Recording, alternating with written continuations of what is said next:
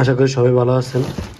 Pears অনেকেই made in Japan ডিকে 97,80,000 watt এই যে মেশিনটা, এই মেশিনটা আপনারা খুঁজছেন। যাদের এই মেশিনটা প্রয়োজন তারা আমাদের থেকে যোগাযোগ করে নিতে পারেন। এই মেশিনটা 15 থেকে 20 ফিটের ভিতরে কাজ করবে। যারা গোলা পানি এবং স্রোতের পানিতে মাছ ধরতে চান তারা এই মেশিনটা নিতে পারেন। এই মেশিনটার নাম হলো মেড ইন জাপান, যে লেখা আছে। এটা 92 টিউব দিয়ে তৈরি করা। এটা টিসি বুলকান, এটা আমাদের নিজস্ব কোম্পানির মেশিন।